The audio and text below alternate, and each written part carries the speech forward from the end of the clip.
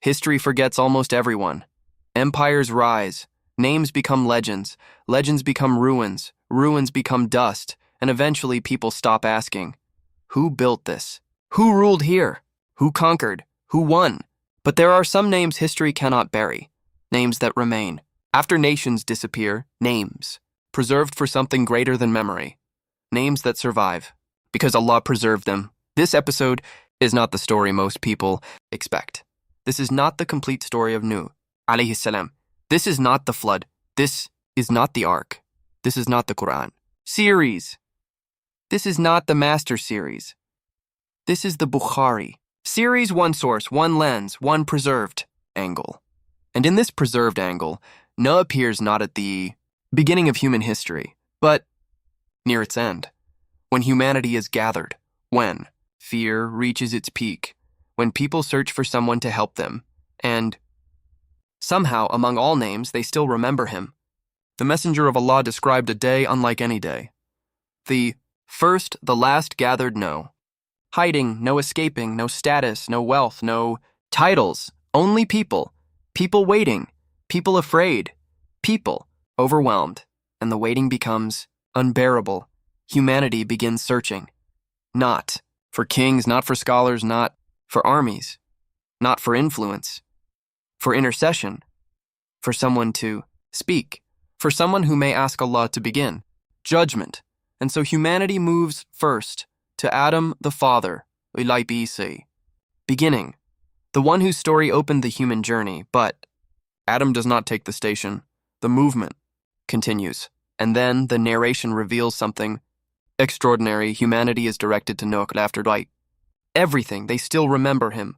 Why Nuh? Why not another?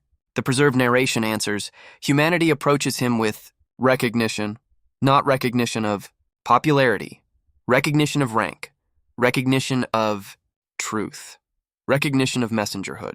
They recognize him as the first messenger, sent to the people of the earth. Think about that, not first ruler, not first leader, messenger.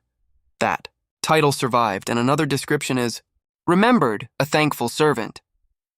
Pause. No expansion, no reconstruction, no extra explanation. Because Bukhari already says, enough, humanity remembers him not because he dominated the world, but because Allah preserved his station. The world measures greatness differently, but on that day, people search differently, and suddenly everything humanity once admired becomes small. Only truth remains, and Nuh remains remembered. Now the moment reaches its peak. Humanity asks, humanity hopes, humanity waits, and the narration gives something powerful. It does not show self-glorification. It shows prophetic humility. Nuh does not seize the moment. He does not claim ownership. He remembers standing before Allah. He remembers the seriousness of the day. He remembers himself, and he directs humanity onward, forward, not to himself, forward. This is one of the great lessons of Bukhari's preservation. The greatest servants do not gather hearts around themselves. They direct hearts onward, and suddenly the episode changes. This was never about reaching Nuh. It was about what Nuh points toward, and the viewer should now feel something. The people, most worthy of being followed, never ask to replace Allah. They point back, return to the opening. History forgets, but revelation preserves. People disappear, but truth remains. Names fade, but some names survive because Allah preserved them. And in Bukhari, Nuh appears in one of those preserved moments, not through spectacle, not through conquest, but through messengerhood, through gratitude, through humility. Humanity remembered him, but even then, he did not point people toward himself.